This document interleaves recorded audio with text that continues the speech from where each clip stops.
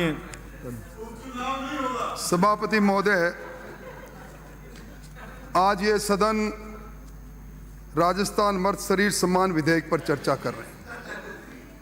सभापति महोदय, उद्देश्यों और कारणों के कथन को जब मैं पढ़ रहा था,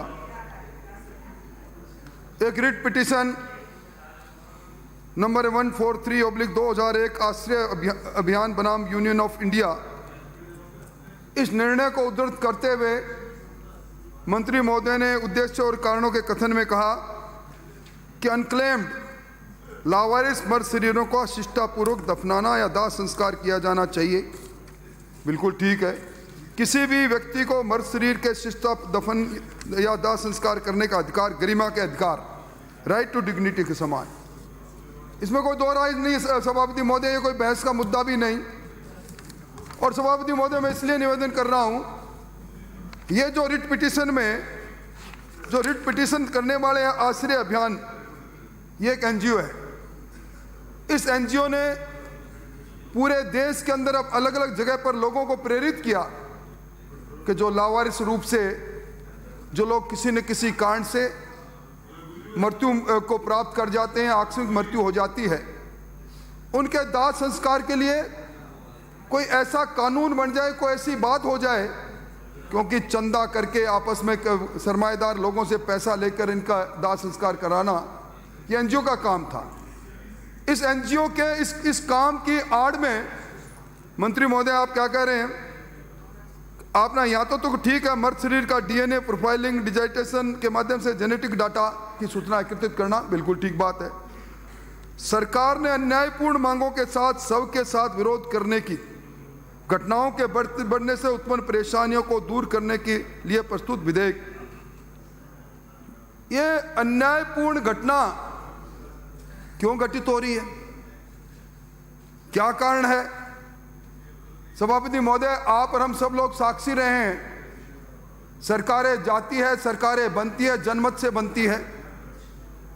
और जिस सरकार जिस तंत्र को तैयार करती है शासन देने के लिए, वो तंत्र जब निरंकुश हो जाता है, वो तंत्र जब सुनवाई नहीं करता, सभापति महोदय, अगर ये कानून आज पास होगा, सबसे पहले मुकदमा दर्ज होगा ओसिया से आने वाली मान्य सदस्या पर, क्योंकि वहां जिस प्रकार की घटना उस गांव में हुई, चार लोगों की हत्याएं हुई।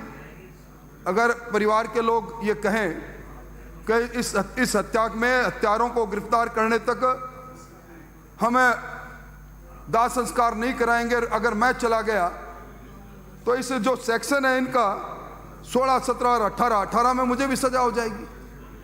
मैं समझता हूं कि कम से कम ये लोमहर्षक घटनाएं जब घटित होती है, जब गैंगस्टर किसी निर्दोष को मार के चला जाता है, सभापति महोदय आपने वो फोटो देखी होगी, सीकर के अंदर राजू ठेठ पर हमला करने के लिए गैंगस्टर आते हैं।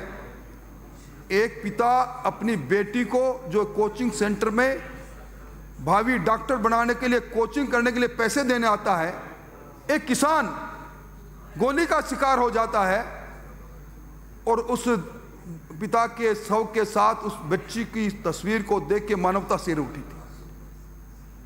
आपके सामने हमने इसी सप्ताह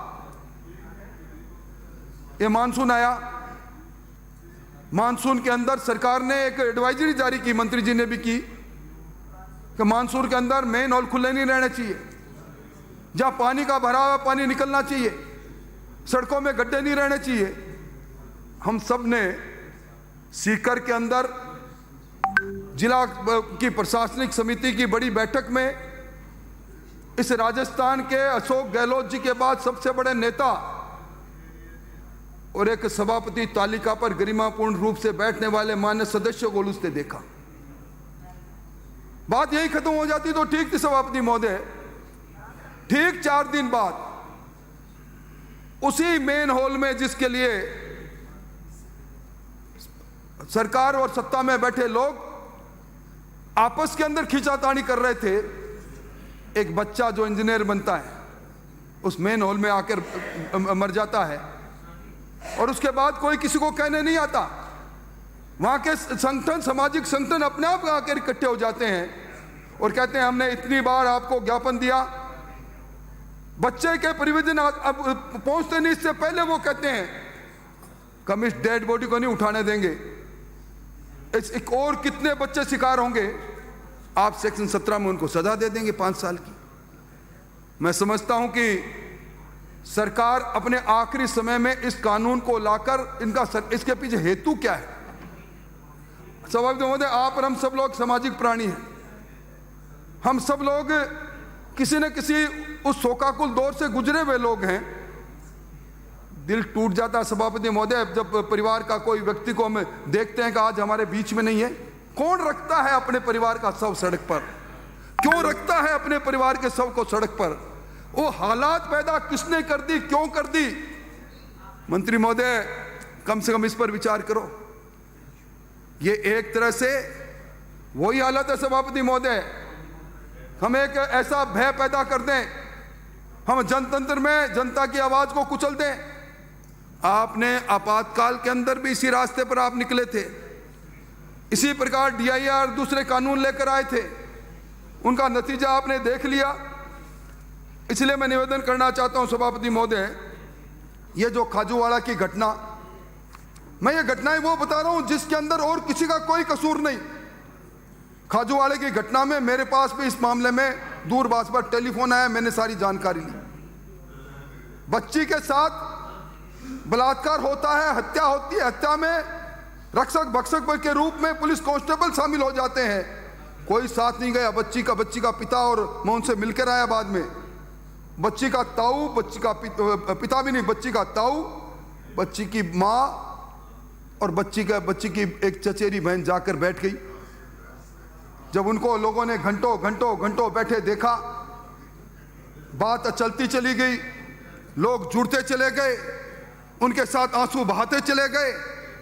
अगर अब के आंसू बहाया आपने तो सेक्शन 17 में 5 साल की सजा, ये क्या कानून लेकर आए, मेरे समझ की बात है।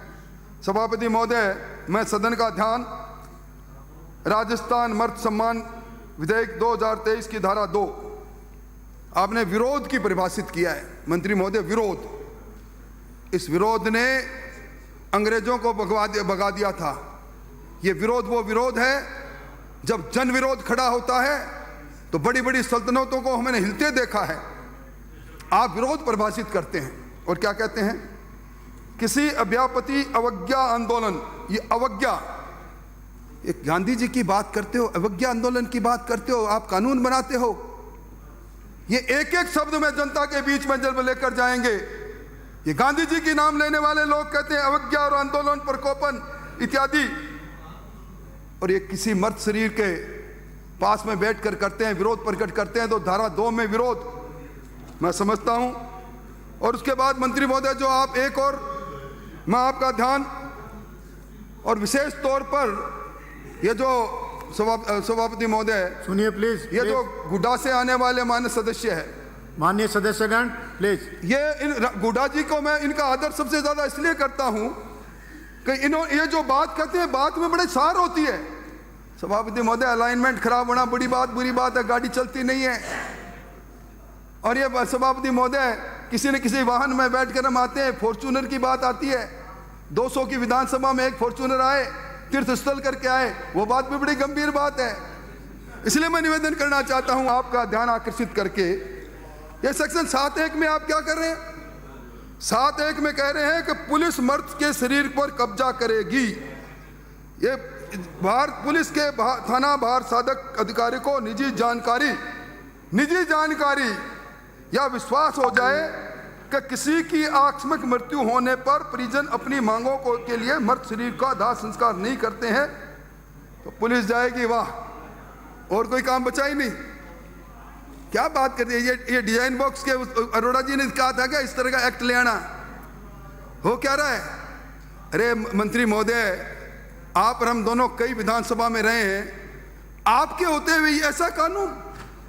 आप एक तरफ सम्मान की बात करते हो, मर्द शरीर को सम्मान, सह सम्मान, दाह संस्कार करना चाहिए, डिग्निटी की बात करते हो, और दूसरी तरफ कहते हैं कि उस मर्द शरीर पर को दाह संस्कार नहीं करते तो पुलिस मर्द शरीर को कब्जा कर लेगी 7(1) में। और 7(2) में उस मर्द शरीर को निकटतम हॉस्पिटल में ले जाएगी तुरंत। और उसके 8(1) में क्या कहते हैं, फिर वो एसडीएम साहब कार्यपालक मजिस्ट्रेट की बात करते हैं, वो शव को जो पुलिस के कब्जे में है परिजनों को नोटिस देगा, भाई तुम्हारे परिजन का शव है। अब सभापति महोदय कई हादसे हो जाते हैं, कई बार मैं जिस जगह से चुनकर आता हूं, हमारे यहाँ बड़ी संख्या में लोग अरब और दूसरी जगह पर अरब कंट्री में जाके नौकरी करते हैं। कोई हादसे का शिकार हो गया, कई जगह हादसा हो गया, परिवार के लोग नहीं आए, मोहल्ले के लोग आज इस तरह के मातम कुर्सी में बैठते हैं। ये हमारी सामाजिक संस्कार है। वो कहते हैं मैं इसका पोस्टमार्टम कराओ, मोहल्ले वाले कहते हैं बेटा आएगा, पिता आएगा, चाहे बेटा है चाहे पिता है, इन्होंने पूरा बंदोबस्त कर दिया। और ये क्या करेंगे वो सभापति महोदय, वो एसडीएम, वो कार्यपालक मजिस्ट्रेट परिजनों को 8(1) में नोटिस देगा और 8(2) में 24 घंटे का समय देगा और अंतिम संस्कार करा देगा। मैं चाहता हूं, मुझे बड़ा अफसोस तो होगा, राजस्थान में मैं चेतावनी दे रहा हूं, एक जगह का एक बात में एक व्यक्ति का जबरदस्ती अंतिम संस्कार करके देखना, आपकी सरकार के संस्कार नहीं हो जाए तो मुझे कह देना। मैं कोई लफाजी वो करने के लिए नहीं खड़ा हुआ। मतलब इससे आप एक तरफ कह रहे हो कि इसमें उद्देश्य और कारणों के कथन में डिग्निटी की बात कर रहे हो, सुप्रीम कोर्ट के उन लोगों के हवाले की उस रिट पिटीशन की बात करते हो जिस एनजीओ ने लावार्स लोगों के दफनाने में संस्कार करने के अंदर एक सेवा का मार्ग को अपनाया। उसकी आड़ के अंदर क्या उसमें कहीं लिखा हुआ था? उसकी आड़ के अंदर एक कानून बनाते हो और कानून बनाकर ये कहते हो कि हमारा कार्यपालक मजिस्ट्रेट एसडीएम कलेक्टर कह देगा तो आपको दाह संस्कार कर देगा। और 8(3) में अगर भीड़ इकट्ठी हो गई, सभापति महोदय मैं एक बड़ी नम्रता से इस सेक्शन की ओर आपका मुलायजा फरमाने के लिए निवेदन कर रहा हूं। 8(3) में कह रहे हैं अगर कोई भीड़ इकट्ठी हो गई तो सीआरपीसी का सेक्शन 129 से 132 बल प्रयोग का है, ये लाठी प्रयोग का है, ये बल प्रयोग कराएंगे, उसके प्रावधानों के अनुसार बल प्रयोग करने का आदेश देगा। लाठी का राज, लाठी तंत्र को बनाओगे आप। राजस्थान के लोग इस जानते हैं, लाठी को खाना भी जानते हैं तो लाठी को पकड़ना भी जानते हैं। ये क्या कानून लेकर आए हैं? मैं सभापति महोदय कई बार कई छदम लोग रूप से कई एजेंडा आ जाते हैं। ये मैं आप मालूम करना मंत्री जी, मैं बड़े नम्र शब्दों से कह रहा हूं, ये ड्राफ्ट जिसने किया ना वो कोई ना कोई हमारा आदमी निकलेगा। कई बार सभापति महोदय होता है राजनीति के अंदर राज और नीति, वो नीति जिससे राज आए, तो इस नीति में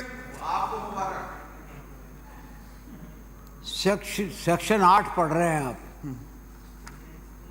आपने कहा कि कुटुंब का सदस्य मृत शरीर का अंतिम संस्कार करने का अगर इच्छुक नहीं है तो ऐसी अवस्था में कुटुंब के सदस्यों को 24 घंटे के अंतिम संस्कार करने हेतु आदेश प्रसारित करेगा कार्यपालक मजिस्ट्रेट। ठीक है ना?